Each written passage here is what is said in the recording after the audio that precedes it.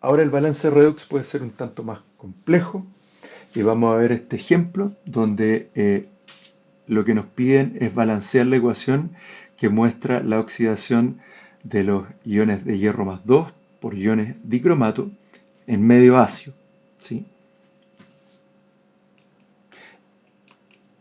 Lo primero que vamos a hacer es escribir la ecuación balanceada. Nos dicen que aquí va a reaccionar el hierro más 2 con dicromato y eso lo que va a generar es hierro más 3 más cromo más 3. Vamos a dividir las dos semirreacciones. Primero vamos a dividir la celda o semirreacción de oxidación y luego la de reducción. En este caso la de oxidación es hierro más 2 que pasa a hierro más 3 y aquí el dicromato que está en cromo más 6 pasa a cromo más 3.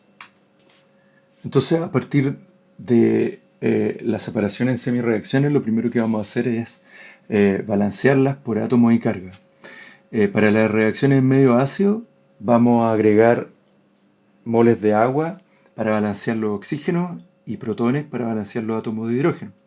Primero veamos la semirreacción de oxidación. En este caso teníamos el hierro más 2 que pasa a hierro más 3. Por lo tanto acá es bastante simple. Lo único que tenemos que hacer es equiparar cargas, es decir, sumar un electrón en el lado de los productos. En el caso de la semirreacción de reducción, es un tanto más complicado. Lo primero que vamos a hacer es balancear los oxígenos y para esto, dado que tenemos 7 moles de oxígeno en los reactantes, vamos a sumar 7 moles de agua en los productos. Esto nos genera un desbalance de 14 hidrógeno, por lo tanto vamos a sumar 14 protones en el lado de los reactantes. A partir de esto, ahora vamos a balancear las cargas y dado que tenemos un dicromato que tiene carga de menos 2 y 14 iones de hidrógeno con carga más 1, tenemos un desbalance de 12 cargas positivas en el lado de los reactantes. Acá, en cambio, tenemos solo más 6 cargas, dado que el agua es neutro, ¿no? De esta manera, para balancear esta ecuación, lo que tenemos que hacer en el fondo es sumar 6 cargas negativas, es decir, 6 moles de electrón en el lado de los reactantes. Ahora vamos a sumar las dos semirreacciones, pero primero lo que tenemos que hacer es equiparar las cargas, ¿no? Y para eso, como decíamos que por cada mol de hierro más 2 que se oxida, se genera un electrón, pero teníamos 6 electrones que necesitábamos en la otra semirreacción, vamos a multiplicar por 6 esta semirreacción. De esta manera, cuando sumemos las dos semirreacciones, lo que vamos a tener es esto, donde los electrones se anulan al lado del reactante y del producto, y esa sería la reacción balanceada neta de esta reacción de óxido-reducción. Estas reacciones también se pueden realizar en medios básicos y en este caso obviamente no vamos a balancear con iones hidrógeno, sino que con iones hidroxilo. Les dejo este ejercicio para que lo realicen en sus casas y sugiero que lo discutamos en la sesión de seminario próxima.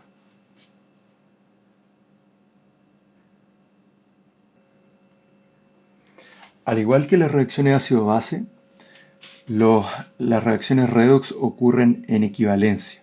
Esto quiere decir que los equivalentes de oxidantes deben ser igual a los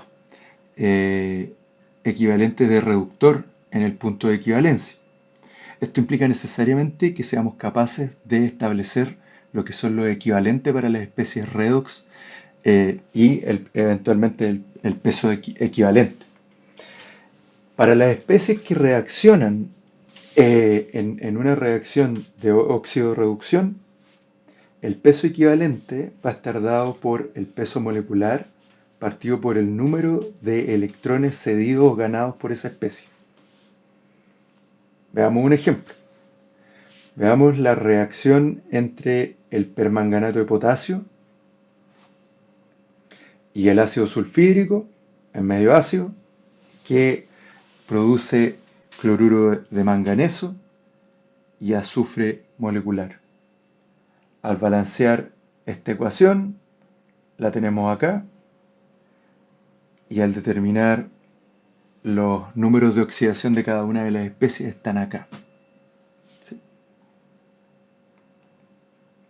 Y en el caso del manganeso, si ustedes se fijan, el manganeso pasa de un número de oxidación más 7 a más 2, y en el caso del azufre, en el ácido sulfídrico pasa de menos 2 a 0.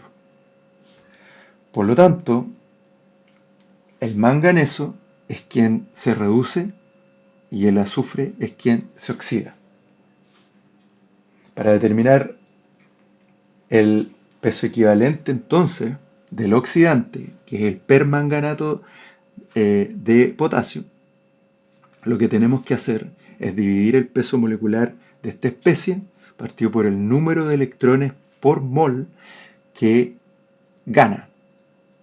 Es decir, si ustedes se fijan en la reacción, por cada mol de permanganato que se reduce, esta especie gana 5 electrones. Por lo tanto, el peso equivalente va a estar dado por el peso molecular partido por 5. En el caso del reductor, que es quien se oxida, el ácido sulfídrico, si ustedes se fijan, por cada mol que se oxida, esta especie pierde 2 electrones. Por lo tanto, el peso equivalente va a ser igual al peso molecular partido por 2. Algo importante entonces a considerar es que el peso equivalente, al igual que las reacciones ácido-base, va a depender del contexto de la reacción en la cual están actuando estos agentes. Veamos un ejemplo. Nos dicen, según la reacción anterior, cuál es la normalidad de una solución de permanganato de potasio si 50 ml de ella oxidan completamente a 0,85 gramos de ácido sulfídrico.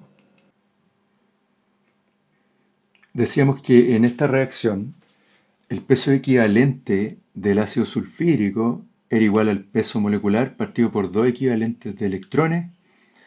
Esto era igual a 34 gramos partido por 2, que es igual a 17.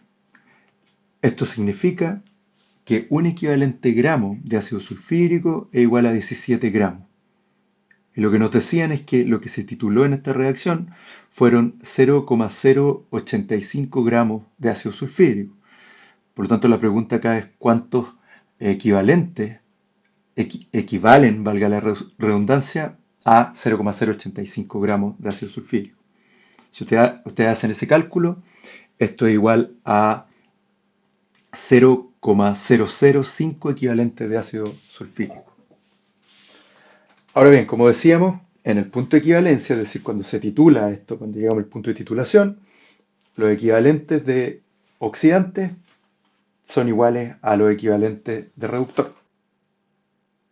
Por lo tanto, lo que sabemos es que en estos 50 ml de solución de permanganato de potasio, tienen que haber necesariamente 0,005 equivalentes de permanganato.